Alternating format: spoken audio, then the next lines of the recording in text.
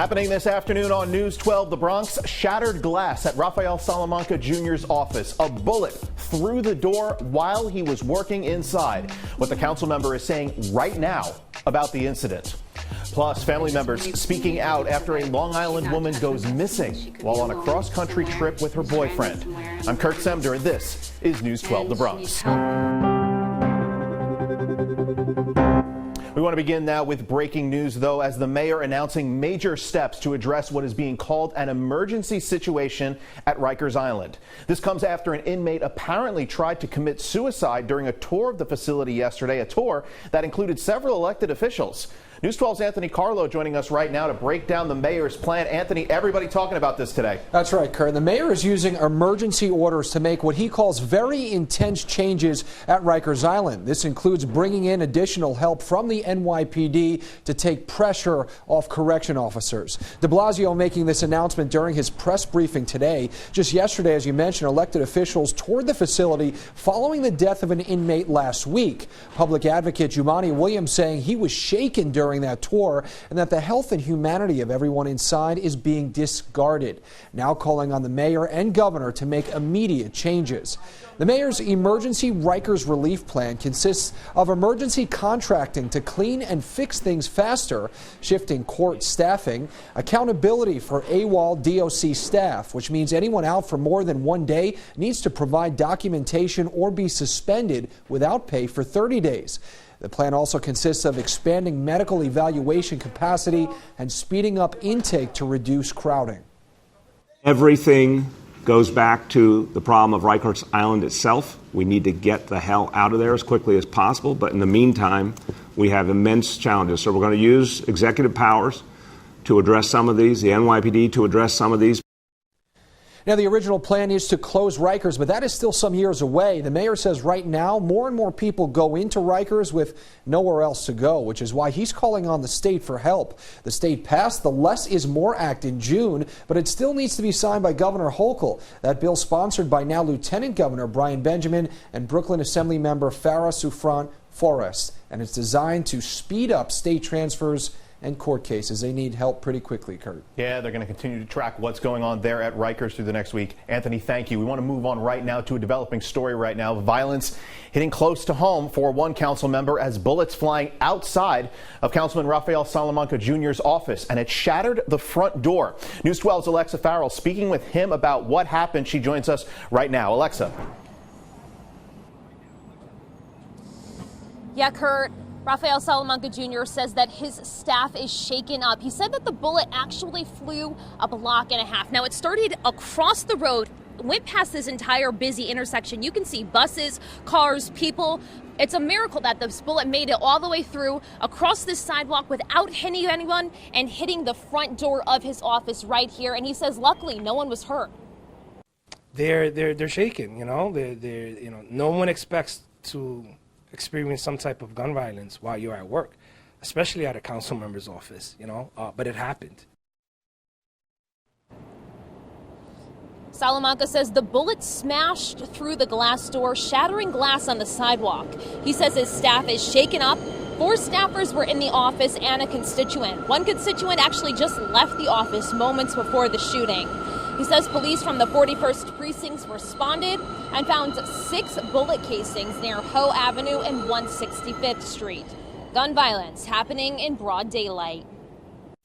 The city of New York, you know, as elected officials, I know that we try our best to implement policies where we can change the culture, you know, providing services, creating programs for kids not to be in the street, you know, so they could be entertained, getting a skill.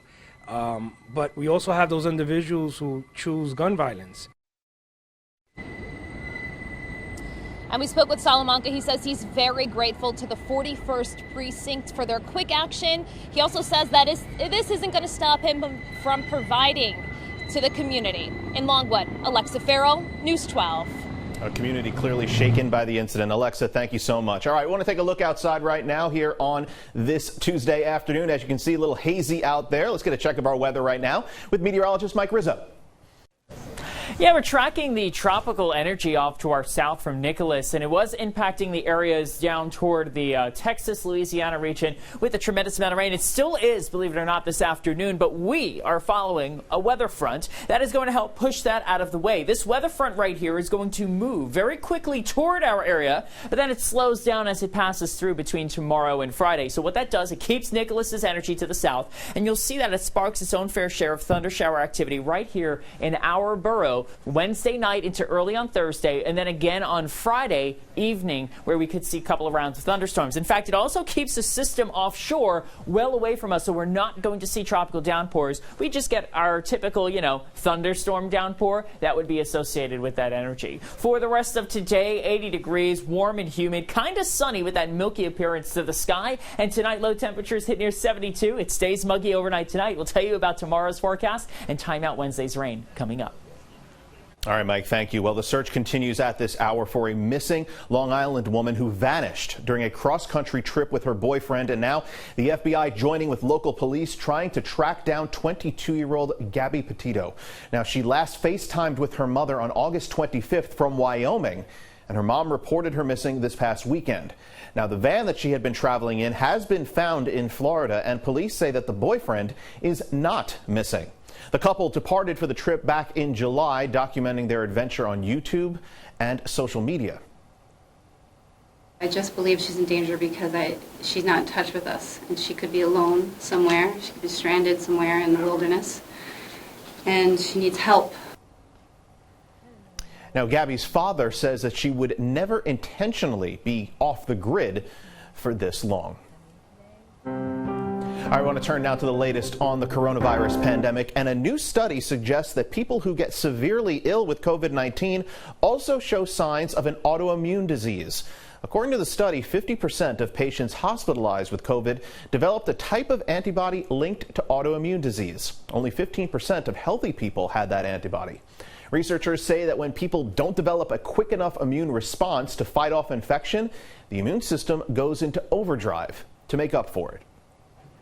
And the Biden administration is beginning the clemency process for certain inmates released to home confinement due to the pandemic. The process will start with a review of nonviolent drug offenders with 4 years or less to serve. A provision signed by former President Trump last year expanded the group of inmates eligible for early release. And according to the Bureau of Prisons website, over 7,500 inmates are on home confinement. And more than 10,000 TSA workers have tested positive for COVID since the start of the pandemic. The agency releasing those numbers on Monday, they indicate that more than 4 in every 5 employees who tested positive worked at airport security checkpoints. And of the 65% of workers who responded to an agency-wide survey, 72% said they're fully vaccinated. The TSA also says 26 workers have died after contracting the virus. Well, businesses who don't check their customers' or employees' vaccination status can now face thousands of dollars in fines. The Key to NYC mandate period began on August 17th, but enforcement started yesterday. And most indoor venues, like restaurants, bars, entertainment arenas, and museums, they're all responsible to check the status of every customer over the age of 12. We met one small business owner who explained her concerns about being the vaccine police in her own mom and pop shop. You have to make a conscious decision whether or not, do I want to lose this dollar, or do I want to make this dollar with the understanding that it may cost me in the long run in fines because I chose to make this dollar because this individual is not vaccinated.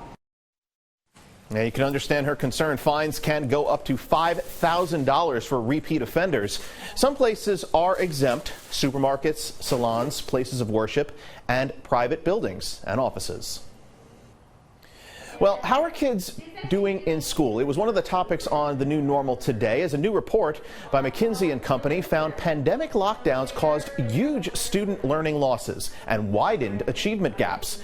That analysis shows that the impact of the pandemic on K-12 student learning was significant, leaving students on average 5 months behind in math and 4 months behind in reading by the end of the school year. It took a look at how are we doing on average by subgroup, rural, urban, suburban settings, white, Black, Hispanic students, math, reading, you name it, all the different ways. How are we doing pre-pandemic, and now how are we doing here? And so I think those numbers are important to note, because we've been using a one-size-fits-all school model for a really long time. And now we're seeing that there are pockets of students that are significantly behind their peers.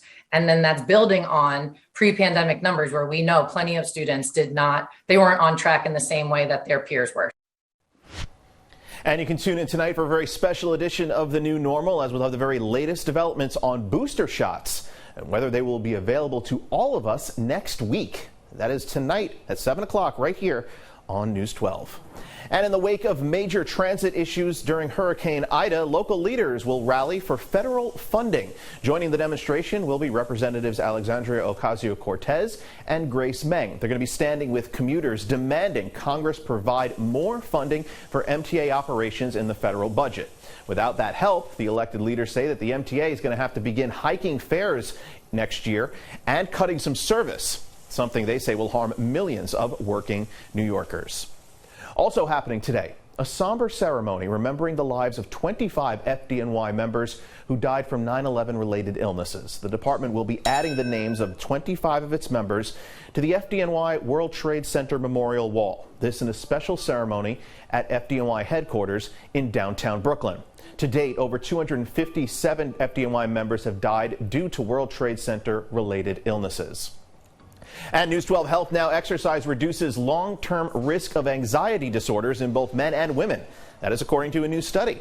Researchers compared long-distance cross-country skiers to non-skiers and found people who had an active lifestyle had a 62% lower risk of anxiety. Exercise is known to lower disease risk, boost aerobic fitness, and improve sleep and mental health.